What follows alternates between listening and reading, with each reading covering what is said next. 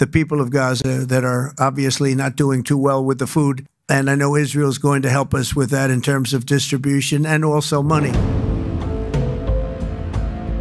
মার্কিন president Donald Trump Gaza ভূখণ্ড নিয়ে সম্প্রতি এক বিস্ফোরক মন্তব্য করেছেন, যা আন্তর্জাতিক অঙ্গনে ব্যাপক বিতর্ক ও নিন্দার জন্ম দিয়েছে।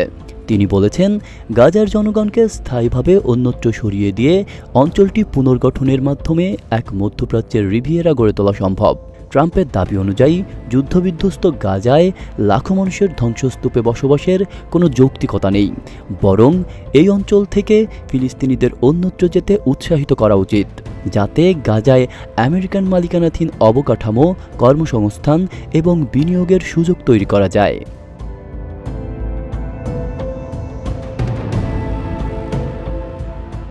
এই মন্তব্য এমন এক সময় এসেছে যখন হামাস ও ইসরায়েলের মধ্যে যুদ্ধবিরতি কার্যকর রয়েছে এবং গাজার ভবিষ্যৎ নিয়ে বিভিন্ন মহলে আলোচনা চলছে।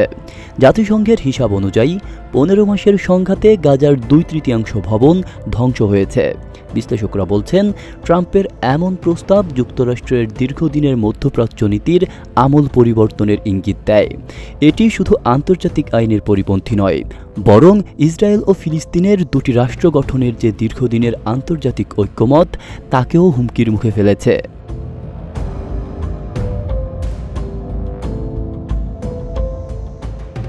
এদিকে গাজা নিয়ে এই বিতর্কের মধ্যেই ট্রাম্প পশ্চিম তীর প্রসঙ্গেও নতুন করে আলোচনা তুলেছেন।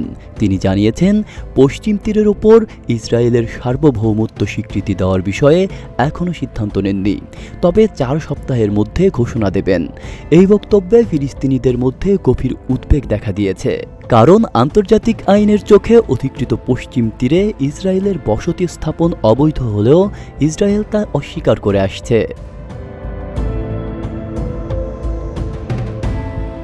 ট্রাম্প এর আগেও মার্কিন দূতাবাস জেরুজালেমে স্থানান্তর এবং গোলান মালভূমিকে ইসরায়েলের অংশ হিসেবে স্বীকৃতি দিয়ে যুক্তরাষ্ট্রের মধ্যপ্রাচ্য নীতিকে আমূল বদলে দেন। এবার গাজা ও পশ্চিম তীর নিয়ে তার নতুন দৃষ্টিভঙ্গি পরিস্থিতিকে আরও জটিল করে তুলেছে। আরব দেশগুলো, বিশেষ করে মিশর ও জর্ডান, ট্রাম্পের এই প্রস্তাব সরাসরি প্রত্যাখ্যান করেছে। তারা গাজার 18 লাখ মানুষকে নিজেদের দেশে আশ্রয় দিতে অস্বীকৃতি জানিয়ে ক্ষোভ প্রকাশ করেছে।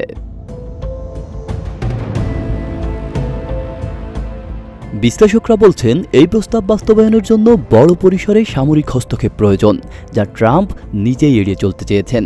তাই এটি বাস্তবিকের চেয়ে রাজনৈতিক বার্তা হিসেবেই বেশি গুরুত্ব পাচ্ছে। অনেকে মনে করছেন, ইসরায়েলের প্রধানমন্ত্রী নেতানিয়াহুকে কৌশলে সমর্থন দিতেই ট্রাম্প এ ধরনের প্রস্তাব দিয়েছেন, যাতে যুদ্ধবিরতির সময় নেতানিয়াহুর রাজনৈতিক অবস্থান দৃঢ় হয়। সব মিলিয়ে ট্রাম্পের এই নতুন পরিকল্পনা কেবল ফিলিস্তিনিদের জন্য নয়, গোটা মধ্যপ্রাচ্যকেই নতুন এক অনিশ্চয়তার মুখে দাঁড় করিয়েছে। আব্দুল্লাহ রাফসান জনি, ঢাকা প্রকাশ।